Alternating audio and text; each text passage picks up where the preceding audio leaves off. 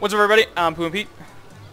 And I'm Jerry, the Jack-o'-lantern. No, he's not. And we're Friendly Fire Co-op back playing Divinity Original Sin. Take 2 on this episode because last one we started it and then I immediately dropped frames. So hopefully it'll work now. And before we go into the fire area, we're going to use the teleporter pyramid because someone said that we can use them to teleport each other, but we only have one, so we need that. And then for which one we're going to go with, Mason was like, you should use Charm. Charm didn't work. We're going to go with Reason. See if we get a bonus from that. Reason also does not help at all. Context bonus is actually -1. She has so much charisma. You're so freaking charismatic, Cecilia. But we're going to start with Rock because, yeah, she's a scissors person. You can tell, right? Cecilia loves scissoring so much. And therefore, we're going to go with... Oh, she went with paper. She threw me off. I thought she was a scissors person for sure. All right, we'll go scissors then. Ah, she went with Rock. All right, she wins. Well, let's be honest. We expected her to win completely. Until we out now, we just wanted if you to teleport please. her This pyramid. room is private. You know what, Cecilia? Can you calm down, please? You don't have to be such a jerk. Talk to Jahan real quick. Interesting devices. These pygmies among pyramids. They may be small of stature, but their potential is gigantic. Deceivingly clever. It is a trait all demonic machinations share. Yes, demonic. So very obvious to the trained eye. These apparatuses have been forged among the voids of the outer realms where the light of stars does not reach. You do well to treat them with the utmost care. Perhaps it would even be for the best if you sling them into the reaches of infinity that surround the shelter plane. Better safe than sorry. It is an uncommonly trite thing to say, but it applies to all things demon dreamt and devised. If demons made these pyramids, then you are right. We should tread with care. You're looking gift horse in the mouth, Jahan. These pyramids are a wonder, and we'll use them to our advantage as much as possible. I'm going to say that you're right. We should be careful. Because in real life, if someone was like, hey, man, don't use that Nintendo DS. It was made by demons. I'd be like, maybe I should heed your warning. Whether you agree with me or not, always remember this. Hunters, always. That when demons are in play, you are the hunted, and that it takes stupendous cunning and strength to escape their snares. The very moment you are certain you have them in your grip, this is the moment their traps spring, and it is their grip that shatters your soul. Dueling with demons is like playing chess against an opponent with queens for pawns. They sit and grin while your pieces slip in the sweaty fear that drops from your beleaguered brow. Alright. We're dropping frames again, so we're going to try to get out of the city, and maybe that'll fix it. Alright, there we go. Frames restored. Sorry about that. It was Brief that moment door. of glitching. That door was son of a bitch, for sure. That's all that can be said. We're going to go into the fire now, which is what we said we were going to do, and then Mason was like, we should get the pyramids. So if you're unhappy that we did not start immediately on fire, blame Mason. It's all his fault. Picked up new stuff, by the way. So, Boom Pete doesn't have any new skills, but Jahan has a bunch, so click on Jahan real quick and then click again here to make sure we move there. But we got invisibility for Jahan, so that if he gets in a bad situation, he can get out of there. And so also, he can become invisible. Also, summon Ice Elemental, because we're going into, like, the worst area in the game, and anything that'll give us an advantage against all these fire guys is greatly welcomed. Even if that means summoning another Chili or Frosty or whatever the other names we gave people. We already talked to those guys, so we're not going to have to talk to them again. And it is time for just the worst. Just the worst area is really all that needs to be said about it. But quick save, and here we go. Let's make it rain, Jahan. Oh, he already sees me. Alright, well, at least we got the rain off before the fight started, technically. Because that would just be a pain in the butt if we didn't. And then we will begin with dropping rocks.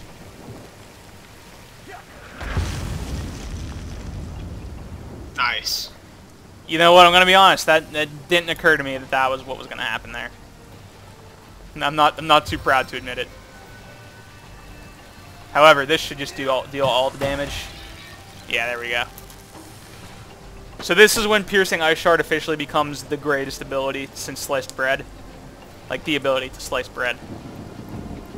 And I'm very happy with it. Good turn, Mason. Way to be proactive. Go team. Let's get a little cheer there, too. That's what we really needed. That guy get knocked over? Nope. Oh, he's frozen. I didn't realize he was frozen. I'm just gonna... Are you just... You know, I'm just... He doesn't look frozen to me. He doesn't look frozen, but it says he's frozen. I kept stuttering words there, and basically I decided I was just going to punch him. And then Jahan's just going to finish off this fight, like, right now. So, nice, easy first fight, if nothing else. Well, bam. There we go. Step 1 accomplished. They give, like, all the experience. Yeah, they do. Well, everything else we've been fighting was, like, level 6, and then this stuff just becomes level 8 all of a sudden, so... It gives a lot of experience that we were not previously receiving. So going to go ahead and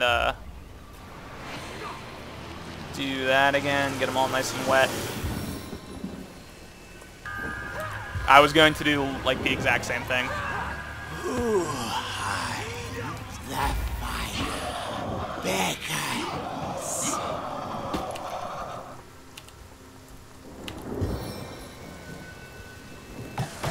Dude, we have so many piercing ice shards. Whoa! It's stupendous. Whoa, look at the name of yours and look at the name of mine. They're so like diverse. Cathedral Wintermoor and Carthul.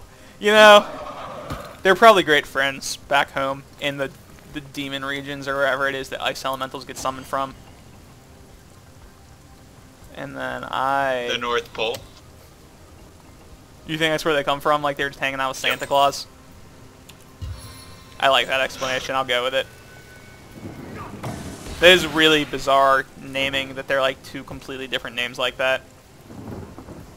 Dude, I've been reading a book series. I just finished the third one this week because I do a lot of reading while I'm at work. Called The Mortal Instruments, and it's all about like people like the Nephilim, which are like the sons of angels fighting demons. Pretty cool book series. Although the books are in the like young adult section of my library, so I always feel weird when I'm going to get them. I feel like they're like, why is this large fellow buying or like renting books from the young adult section? I feel like the librarians are judging me because everyone knows librarians are some of the most judgmental people. Fact. I agree. Also, that was a joke, just so everyone knows. If we have any librarian fans out there, don't think that I think you're judgmental. You're all great people. Some of my best friends are librarians. His name is Steve. Steve the librarian. He's the guy from Blue's Clues. You mean the one that got arrested? Yeah, the one that got arrested for whatever it is he got arrested for. Didn't you say he like beat someone up?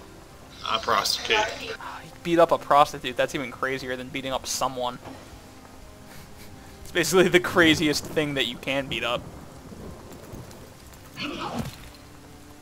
Dude, these two ice elementals are going to just do so much work for the team. They're going to put the team on their back. Good old Cathedral Wintermoor and Carthul. I feel like your character always has really simple names. I wonder, alright, what if the intelligence of your character... Whoa! That was the greatest piercing ice shard ever of all time. But, alright, what if the intelligence of your character determines the complexity of the elemental name? And that's why Jahan's is so complex, because he's the smartest. That would be awesome. I don't think that's how it works like that, but everyone out there imagine that that's how it works, because that would be sweet. We're just going to punch this guy over. Dude, this area is going... Yeah, seriously, why is that guy not out of line of sight, game? But the people that are like 3 feet away are always out of sight. But dude, these elementals are doing so much work right now. It's fantastic. Ooh, my neck just cracked really loud. It was fantastic. That's the only adjective I know right now. For all the people that are like, he just said that. Move a little bit closer. And get a good old punch. Actually, we're going to do this because this should definitely kill him. There we go. That would have done, that definitely did more damage than the punch would have done. That's why I ended up going with that option for people out there that are questioning my decision to get close and also probably standing on ice now, but I can't tell for sure. Dude, we are wrecking this fight right now. Alright. I didn't think that was going to work, but it was worth a shot. I was trying to shoot through the wall because this wall just doesn't exist for line of sight, but it does exist as a wall. It's one of those two-way mirrors that they have at police stations. That's the explanation I'm going to go with. Yep, can't run through it either, but I can see through it. I guess that doesn't make it a two-way mirror. That just makes it a wall you can see through, aka glass. But that's not important. Don't judge me. You are being judged. Dude, all those librarians judging me! They're jerks. Alright, here we go, Medora. Time to shine. Dude, this area, I don't know if they nerfed it. Or we're just the actual level it's required. That also helps. But last time we came to this area, I mean, everyone prepare yourselves for falling over a ton because we have to get through the ice. And I don't want to just burn it all because that would take even longer. Come on, why do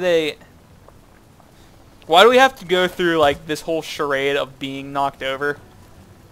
Like, whenever it clearly is just unnecessary when you're not in combat. I know it's based on, like, the turn system, but... Alright. Fingers crossed. Fingers crossed failed. Just so everybody out there knows. Oh, you made it no problem. You didn't have to make a roll. You just walked right across. What the F? What the F? Come on. I'm gonna have Jihan cast rain. Focus me. Why? Are we that close to someone? We are pretty close to those people.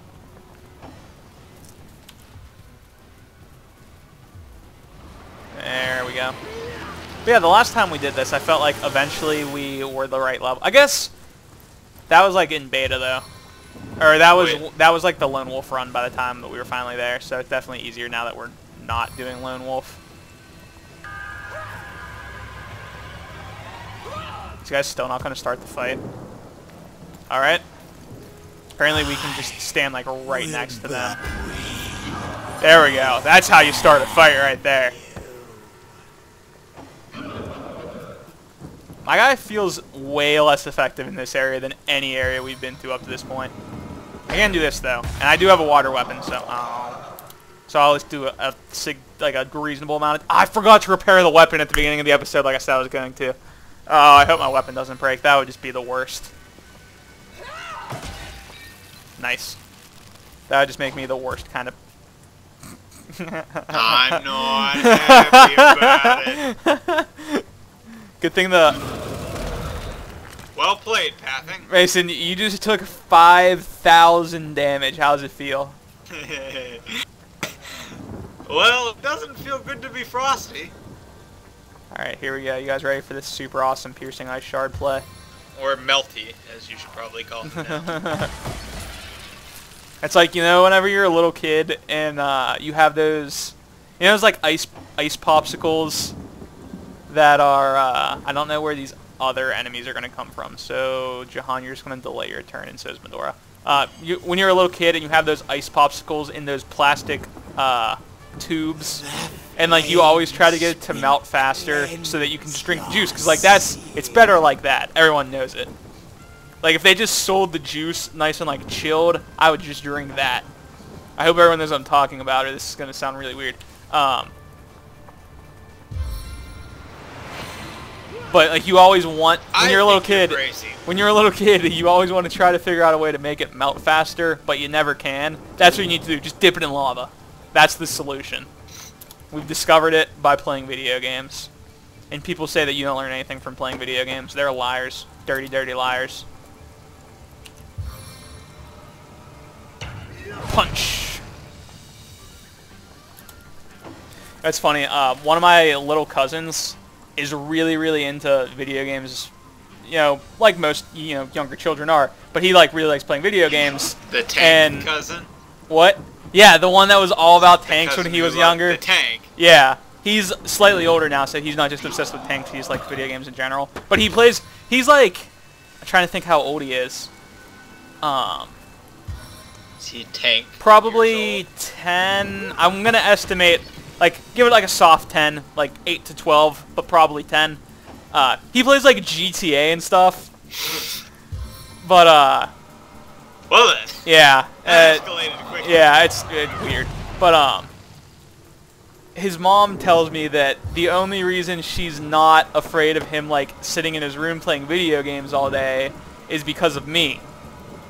Because, like, because I play video games a lot, but, like, I'm a good student who played sports in high school and all that good stuff. I wasn't. What? You were not? Mason was a terrible student. Yep. I'm not happy about it. But she always tells me that, like, I'm the reason that she's okay with her kid playing video games. And I don't want to be like, your kid plays GTA, but at the same time I want to be like, you realize your kid plays GTA, right? Like, the name of the game is... Far be it for me to, like, judge people's parenting and such. But like when I'm an adult, I don't think I'm gonna let my 10-year-old kid play GTA. I'm just gonna go out on a limb and make that statement right now, and I feel pretty confident in saying that.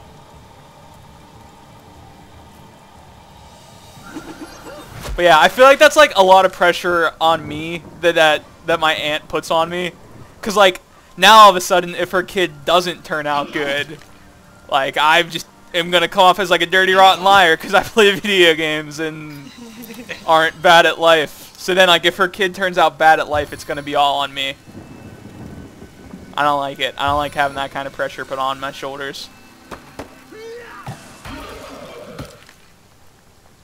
And I'm confident in saying all of this because I'm fairly certain that my aunt does not watch my YouTube channel. But if she does. If she does, I take everything back. Don't worry about it. Your kid will be fine. God, Medora. You're just the worst right now. Also, did you see that one guy's name? It's not the guy, but my person's name was Cycheritas. Yes. Yes, it's a great name. That's all I wanted to say. That was just a statement. Yeah, there was really nothing else to go off. Did you see that? Did not fall even once. Good job, me. That guy's standing in the lava. If I go to auto attack him, am I just going to be in the lava? Probably. Alright, then I'm just not going to do it. It's too risky. It's risky business.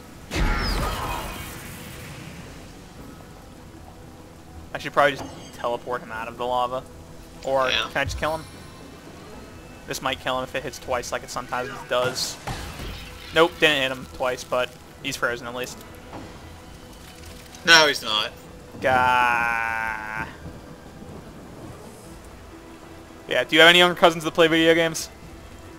Yes. Oh, you have a bunch. How does your aunts and such feel about it? Oh, dude, he healed because he's in the lava. You just noticed that? Yeah, I did. Thank you, Sherlock. Mason, okay? Don't give me sass. You could have told me, and I would have teleported. Why are you healing? Are you kidding me right now? This is how we're gonna do this? This is not time to turn on one another, Mason. But I mean, just for that, I might as well suck. There's friendly fire. Mason, suck my knob. That was your fault. You brought that upon yourself. If you die, this is all your fault. I just want you to know that, because you auto-attacked me first. I did not auto-attack you at all. Now you're just... You cast ice at me. You hit me first. Like, you know, like when you're a little kid. You should probably heal yourself, because after the fight, you're going to die if you don't. You know, when you're like a little kid, and you like get in a fight with your sibling, and you're like, oh, she did it first or whatever. This is basically what this is. Only in this scenario, you're like the annoying little brother that started it. You started it. God, we're the worst bounce. I ever tell you about the time that I was on crutches at high school and I fell walking into the door in front of like a ridiculous amount of people? I think you did. It was like all rainy out, and I was on crutches because I hurt my knee playing football, and just fell and just like walked straight in the door. And the moment I got off the carpet, like the welcoming carpet area of the high school, fell like flat on my back. My crutches just like went flying. It was like cartoon style, and there was like a ton of people there because before classes started, you couldn't go into the classrooms. You had to like stand in the hallways. Really? Yeah. Huh. Like super early in the morning. It was like 7 o'clock. I guess you could have went into class, but like everyone hung out in the hallways because like you wanted to hang out with your friends. But yeah, like 300 people just watched me fall like flat on my back, and I was So not, is this place I felt very not embarrassed. doable without rain? It could just be the hardest area ever without rain. Scrubwave, you are always up for a challenge. I double dog dare you to go through this area without rain. Go Scrubwave, And go. then let us know how it goes. I believe in you. Don't worry. I have faith that you can do it. Dude, it's Baxter. He's back. Nice. Dude, you better get like the moneyest piercing ice shard ever here. The moneyest. That's the word now. Oh, the money shot. Don't take that out of context. Dude, speaking of, like, vaguely sexual phrases that are just used in really poor context. So, at the gym I work out, my ex-girlfriend's stepdad works out there. And also, like, one of his old friends from, like, his younger days and his, like, lifting days and whatnot. Like, they work out there together. And for a while, I was working on my ex-girlfriend. She ended up going to... She, like, got a summer job, so she doesn't work out with me anymore. But, like, I still talk to her stepdad's friend. Like, when I see him, I just, like, say hi or whatever. And one time it was, like, one of the first times that I saw him after having worked out with while not working out with my girlfriend. And, why was she glowing there? Oh, well, not important. She's going Super Saiyan 4. Yeah, nice. That's the power that we all need. Dude, Super Saiyan 4 is lame. It's from Dragon Ball Z GT, which was like the lame Dragon Ball. Yeah, I said it, internet. Come at me. Anyway, so I saw him one day, and it was one of the very first days I'd been working out without her. And, like, I was like, hey, how are you? And he was like, good, how are you? And then, like, we started small talk, and he then made the statement as a question, getting it in, question mark. And, alright, for our older viewers that are not familiar with that phrase, use your imagination. You can figure out what it means. And he said that to me, and I was like, at first I was like, all I said, I was like, what? Like, because it caught me so off guard that this guy who is friends with my ex-girlfriend's stepdad would ask me this question. I was so confused. Let's not go that way, and let's do an easier fight because we're, like, running out of time. This chest. Well, you can get the chest. But we need, like, an easier fight because we're running out of time. So we'll go south and clear out, like, the graveyard. We'll go to the South. Area. The South. Have you seen her, the South?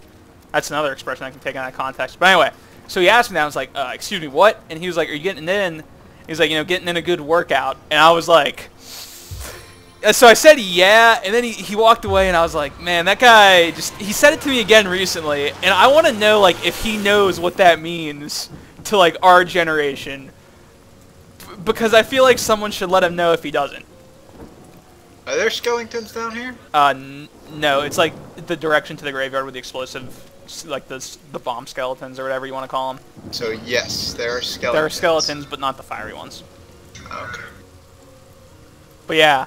So, people of the internet, I implore you to never use that phrase without describing what it is in context first. Because it leads to a lot of confusion for everybody. And that is my story of taking vaguely sexual phrases way out of context. Yep. Well, what's this I've spotted? Also, there is no good way to react to that question. Like, when you're first asked it by someone that's an adult. So, like, I don't know if I consider myself an adult yet, because I feel like I might be, or I might not be. It's very confusing. Oh, dude, pass me that Legend of the Were-Sheep book, because I want to read it real quick on the stream, or on video, not stream. We don't stream. Yeah. Yes, we do. No, we don't. Don't let Mason lie to you. All right, anyway, we're gonna read this real quick. The Legend of the Were-Sheep by Falcon Black. Legend after legend and rumor after rumor purport how the first were-sheep rose, like a gnarled and terrible weed from the ground. Some say a shepherd paid an evil witch to bless his herd, but soon found his woolly friends grew a taste not for grass, but for flesh. Others claim were-sheep are the eternal child of the goddess of livestock and the lord of unholy necromancy. But one fact remains true. Every passing year their numbers dwindle. Great mystery surrounds the existence of the last remaining were-sheep, but these rift-running death-dwellers are difficult to find. He who seeks his own set of were-sheep armor will search a lifetime or longer before he finds what he seeks. Rumors tell that the final were-sheep, solitary in its wanderings, has been sighted only once in the last century. Its location is disclosed in the legendary scroll last seen in the realm of Fairy, free for the taking by any soul brave enough to risk the wrath of the Winter King. Legend of the Were-Sheep. We found a strange book claiming that in the land of Fairy we can find an ancient scroll indicating the location of the last were-sheep, whatever that means. People of the internet, I have another request for you. Make a were-sheep mod that will allow me to, Like, play a were-sheep character, because that would just be fantastic. Anyway, aha, I have a company I see, and it's such a delightfully opportune moment, too. I am just about to conduct a small experiment, and if you have an interest in magic and science, you'll oblige me by taking part in it, will you not? I have laced this area with more than a few pernicious little friends who are simply bursting with the anticipation of supper, but they simply abhor uncooked meat, so you may find they'll want to char you before ripping out your throats. Now your job is to put up a might of resistance against your inevitable death. Sounds good, yes? Right then, on your mark, get set, go. Get out of the slow area before this fight starts. Jahan, unslow yourself, you lazy turd. You didn't unslow yourself. I like it to be noted, this would seriously be like the hardest fight ever without teleport. Like, there's no way you aren't dying if you don't have teleport in this fight. I like how you always move yourself next to the other one. Next to the other what? They're explosive skeletons. Yeah, you think eventually I'd learn that 2 skeletons spawn there, but I haven't. It's alright, John's just gonna make it rain and put all the wicks out anyway. So I'm just gonna actually delay my character's turn. Since John can't do teleport because he's still slowed. Lazy piece of garbage that he is. It's alright. I'll forgive you, Jahan. I like that he's like just got that nice yellow area. Dude, that fire shield ability is crazy. I want that just because it looks cool. So now they won't explode, I don't think. Or at least maybe they can explode, but only if they attack you. Or maybe they can't explode at all. I don't remember exactly how it works. They can't explode if they come up to you. Okay, nice. I remember that. So everything is okay, and we won't die, is what you're telling me. Perfect. Now we just have to kill them one at a time. What could go wrong? We're going to kill this guy, though, because this guy is actually a threat. Fist of Justice. That's what I'm going to call that. But yeah, people of the internet, make a were-sheep mod. It would be the greatest thing ever, and we all know it. Make it happen. I believe in you, modding community. Did you see that like on the Steam Workshop, they've started like actually adding the mods for you to see and all that good stuff? Did they? Yeah. And apparently we've actually had access to the mod kit for a while, but it's under Tools, which I didn't know. If you go to Tools, you can see it. If you didn't know this, you can go to Tools and click on like Divinity Engine Toolkit or something like that, and you can like gain access to all that good stuff. So yeah, check it out if you have time to do so. Not just to Mason, just kind of to everyone. Like, hey, it exists now if you were interested in it. But yeah, I'll make a mod. Someone has actually already made a 4-person mod. That's like a cool. 4-player mod. So if you have more friends than just one, like us, like unlike us, because we only have one friend, you can check out the mod. And I believe you can't have 4 individual characters. If you're gonna cast Firefly, if I'm gonna cast Fire Blast, what, Mason? I knew exactly what I was doing. I thought that would hit the other one. Mason, don't give me attitude, okay? I am going to give you the highest of attitude. You're so sassy this episode, just like full of it. You said that the last one too. What? Yeah. Are you sure that wasn't just the beginning of this one? I'm pretty sure it was the last one. Well, it's still true. This couldn't possibly go wrong. He said as he blew himself up. Well played. Jahan doesn't have a resurrection scroll because of course he doesn't. Look, that almost went perfectly. That's the statement I'm going to make. There's another pumpkin on the ground. On the plus side, Medora didn't die. I'm not going to cast electricity. I've learned my lesson. People explain to me how electricity works in the comments. They're like, oh yeah, if there's water on the ground, something, something. Look, I know how it's supposed to work, but in my brain doesn't make sense of the words that you tell me. It's as simple as that.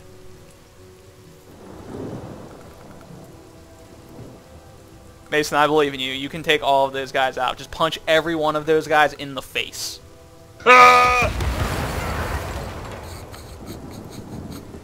No, what?